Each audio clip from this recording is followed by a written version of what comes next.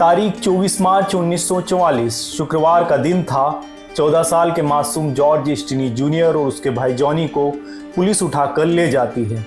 जब पुलिस घर पर आती है उस वक्त घर में कोई नहीं था। हालांकि कुछ ही वक्त बाद जॉनी को पुलिस छोड़ देती है, लेकिन जॉर्ज का एक कन्फेशन जारी करती है जिसमें जॉर्ज को एक ऐसे जुर्म को कबूल करना पड़ा जो उसने कभी किया ही नहीं था। इस तारीख के 3 महीने के बाद यानी 16 जून 1944 को जॉर्ज को सुबह 7 बजे इलेक्ट्रिक चेयर पर बैठाकर बड़ी बेरहमी से मौत दे दी जाती है। और इस तरह लिखा जाता है अमेरिका के इतिहास का एक काला अध्याय जो आज तक मानव जाति के इतिहास में एक न मिटने वाला धब्बा है। 20वीं सदी की और उसके बाद की ये इकलौती घटना है जिसमें महज 14 साल की मासूम उम्र में किसी बच्चे को मौत की सजा दी गई। मौत की सजा भी ऐसी कि जब जॉर्ज को गिरफ्तार किया गया और मौत दी गई, इस बीच उसको किसी से मिलने नहीं दिया गया। सजा से पहले मात्र 2-2.5 घंटे इस पूरे केस की बहस हुई, वो भी एक तरफा, जिसमें जॉर्ज के वकील ने महज एक लाइन कही और चुप हो गया। इस बीच जॉर्ज को कुछ भी कहने नहीं दिया गया और बहस के बाद इस मासूम को 10 मिनट में ही मौत की सजा सुना दी गई। आंगन में खेलने से लेकर मौत की इस इलेक्ट्रिक चेयर तक क्या हुआ था 14 साल के जॉर्ज के साथ, वीडियो में आगे जानेंगे। जॉर्ज की पूरी कहानी बने रही है।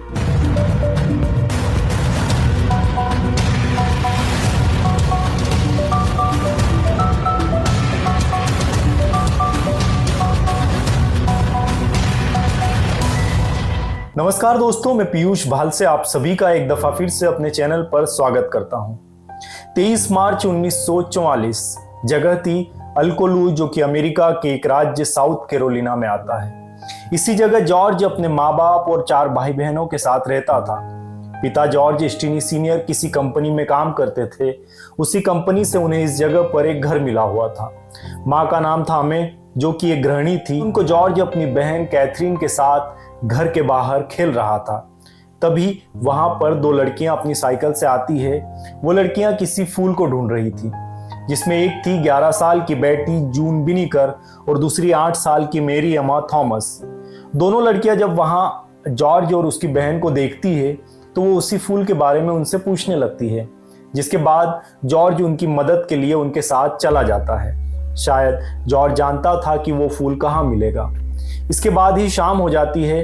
जॉर्ज अपने घर में आ जाता है, लेकिन वो लड़कियां कहीं गायब हो जाती है। लड़कियां जब घर नहीं पहुंची तो उनके घर वाले उन्हें ढूंढते हुए उस जगह पर आए। उन्होंने जॉर्ज और उसकी बहन से इस बारे में पूछा। जॉर्ज की बताई जगह पर वो लोग ढूंढने के लिए गए भी, और इसमें साथ में जॉर्ज के जो पिता थे वो भी उनकी मदद कर रहे थे। लेकिन रात हो गई। उन लड़कियों के बारे में किसी को कुछ भी पता नहीं चला। आसपास रह रहे लोगों के अनुसार उन लड़कियों को आखिरी बार जॉर्ज के साथ देखा गया था, लेकिन जॉर्ज भी इसके बारे में कुछ नहीं जानता था कि फूल ढूंढने के बाद आखिर वो लड़कियां कहाँ गायब हो गई। इस बीच पूरा दिन बीतने के बाद अगले दिन यानी 24 मार्च आ जाता है। 24 मार्च की सुबह घर से कुछ ही दूर इन 2 लड़कियों की लाशें मिलती है, जो पूरी तरह से कीचड़ में सनी हुई थी, जिसे पहली नज़र में देखने पर लग रहा था दोनों लड़कियों के सर पर गहरी चोट के निशान थे, जिसे किसी भारी भरकम चीज से इस पर हमला किया गया था। हालांकि पुलिस ने लाश मिलने के कुछ ही देर बाद सिर्फ इस बिना पर कि जॉर्ज को आखिरी बार इन लड़कियों के साथ देखा था, उसे गिरफ्तार कर लिया और उसके साथ जॉर्ज के भाई को भी गिरफ्तार कर लिया। जॉर्ज को गिरफ्तार करने की एक वजह यह भी थी कि आसपास के लोगों के हिसाब से जॉर्ज थोड़ा बदमाश और शरारती किस्म का लड़का था, जैसा कि इस उम्र में आमतौर पर कई बच्चे होते हैं। और साथ ही 1944 के इस दौर के हिसाब से जॉर्ज का सबसे बड़ा गुनाह यह था कि वो अश्वेत था। अश्वेत होने के कारण आज भी बड़े भेदभाव होते हैं अमेरिका में। ये तो फिर भी उन दिनों की बात थी, उन दिनों की जब नस्लवाद, जातिवाद और कई तरह के वाद पूरे विश्व भर में चरम पर थे। गिरफ्तारी के कुछ देर बाद जॉर्ज के भाई जॉनी को पुलिस छोड़ देती है और जॉर्ज को एक बंद कमरे में रखकर घंटों पूछताछ की जाती है। पूछताछ के कुछ देर बाद जॉर्ज को गिरफ्तार करने वाले Clayton County deputy officer H S. Newman एक बयान जारी करते हैं, जिसमें वो बताते हैं कि बेटी जून बिनीकर और मेरी एमा थॉमस की जो हत्या है वो जॉर्ज ने की है। जॉर्ज ने ये कबूल कर लिया है। हालांकि पुलिस ने जिस बयान को जारी किया वो लिखित में था, इसमें जॉर्ज के कोई सिग्नेचर नहीं थे। इस गिरफ्तारी के बाद कोलंबिया की जेल में करीब 3 महीने तक जॉर्ज को रखा जाता है। इन 3 महीनों में घर के किसी सदस्य को जॉर्ज से मिलने भी नहीं दिया गया। इस केस में जॉर्ज की तरफ से एक वकील असाइन किया जाता है जिसका नाम था चार्ल्स प्लोडन, जो खुद भी श्वेत थे। इन 3 महीनों में कोर्ट में मात्र कुछ ही घंटों की बहस हुई, 2-2.5 घंटे की, वो भी पूरी तरह से एक तरफा थी। इस एक ही दिन में जूरी मेंबर भी तय हो गए जो सारे गोरे थे। बहस होने के बाद मात्र 10 मिनट में ही कोर्ट ने अपनी सुनवाई भी कर दी, जिसमें उन्होंने जॉर्ज को इन 2 लड़कियों के लिए मौत की सजा दी थी। इस बहस में जॉर्ज का जो वकील था उसने अपनी तरफ से मात्र कुछ शब्द कहे थे और उसने अपने जॉर्ज के जो डिफेंस है उसमें सिर्फ इतना कहा था कि जॉर्ज को एडल्ट की तरह ट्रीट किया जाए क्योंकि वो अभी काफ़ी छोटा है। वही जॉर्ज का जो वकील था उसने अपनी तरफ से कोई गवाह भी पेश नहीं किया, साथ ही जॉर्ज के साथ कोई क्रॉस क्वेश्चनिंग भी नहीं की गई, क्योंकि जॉर्ज का जो वकील था उसे भविष्य में राजनीति में जाना था, इसलिए वो नहीं चाहता था कि वो गोरों के खिलाफ जाकर अपना केस लड़े, इसलिए सारा समय चुप ही रहा। पूरी बहस में जॉर्ज को एक भी शब्द बोलने का मौका नहीं दिया, वो पूरे वक्त मायूस और शांत बैठा रहा। बहस के दौरान कोर्ट में 1000 से ज़्यादा लोग मौजूद थे, लेकिन इन हज़ारों में सारे गोरे थे जो 14 साल के बच्चे की मौत के तमाशे के लिए इकट्ठा हुए थे। सुनवाई के बाद अब सीधे चलते हैं 16 जून 1944 को। सुबह के 7 बज रहे थे। अमेरिका के इतिहास का काला अध्याय लिखे जाने से कुछ वक्त पहले की बात है। जज ने जॉर्ज को जो मौत की सजा दी थी वो इलेक्ट्रिक चेयर पर बैठा कर दी जानी थी। उन दिनों अमेरिका और यूरोप के कई देशों में मौत की सजा इलेक्ट्रिक चेयर पर करंट के झटके से दी जाती थी, जिसमें सर पर एक कैप पहनाई जाती थी जिससे करंट पूरे शरीर में फैलता था। जॉर्ज को रूम में लाया जाता है। सामने इस तमाशे को देखने के लिए कई लोग मौजूद थे, वो सारे गोरे थे। जॉर्ज काफी मायूस दिखाई दे रहा था, उसके हाथ में बाइबिल थी। जॉर्ज को जब इलेक्ट्रिक चेयर पर बैठाया गया तो उसकी हाइट के कारण वो छोटी पड़ गई, क्योंकि पहले कभी भी इतनी उम्र और इतनी कम हाइट के किसी भी अपराधी को इस पर बैठाया नहीं गया। जिसके बाद कई किताबों का एक गट्ठा बनाया गया जिस पर जॉर्ज को बैठाया गया और मासूम के शरीर में 2400 वॉट का करंट दिया गया।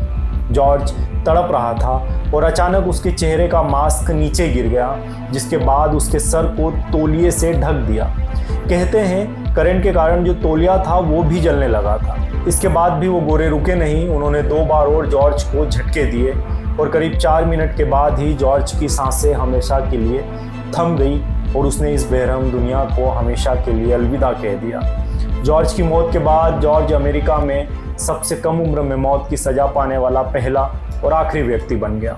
साल 2014 में जॉर्ज के केस में एक नया खुलासा हुआ, जिसके अनुसार उन 2 लड़कियों की हत्या में जॉर्ज का कोई हाथ सामने नहीं आया।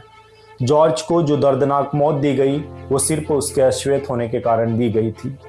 2 लड़कियों के सर पर किसी भारी भरकम रॉड से हमला किया गया था, जिसके कारण लड़कियों के सर के भीतर कई टुकड़े हो गए थे। इस तरह से एक डेमो यानी कि फिर से क्राइम सीन रिक्रिएट किया गया और उसके बाद पाया गया कि उस वक्त जॉर्ज का जो कद और वेट था उसके हिसाब से उसके लिए पॉसिबल नहीं था कि इतनी बड़ी रॉड को अपने दोनों हाथों से जॉर्ज पहले उठाए, कंधे के ऊपर था, और फिर उसको पूरी स्पीड से उन लड़कियों के सर पर हमला करे। तो ये सब कुछ जॉर्ज के लिए उस वक्त के हिसाब से पॉसिबल नहीं था, लेकिन उस वक्त इन चीज़ों पर किसी ने ध्यान नहीं दिया और जिन्होंने ध्यान दिया भी उनकी बात किसी ने सुनी नहीं। जॉर्ज के इस केस के दौरान उसके पिता को नौकरी से निकाल दिया गया और उनको जो घर दिया गया था वो भी छोड़ने पर मजबूर किया गया। साथ ही जॉर्ज के साथ उस वक्त कई संगठन सामने आए थे जो उसका साथ देना चाहते थे, लेकिन उनकी बातों को भी सुना नहीं गया और इन सब चीज़ों के बाद ही एक दुखद, दर्दनाक और सच्ची घटना का अंत हुआ। तो दोस्तों, इस वीडियो में फिलहाल इतना ही। मुझे दीजिए इजाज़त और साथ ही आप सभी से गुजारिश है कि चैनल को सब्सक्राइब कर दीजिए, साथ ही शेयर भी कीजिए और आप बेल आइकन को प्रेस भी कर सकते हैं अगर आप चाहते हैं कि मेरे वीडियोस आप तक निरंतर अंतराल में पहुंचते रहें। आप सभी का बहुत बहुत शुक्रिया।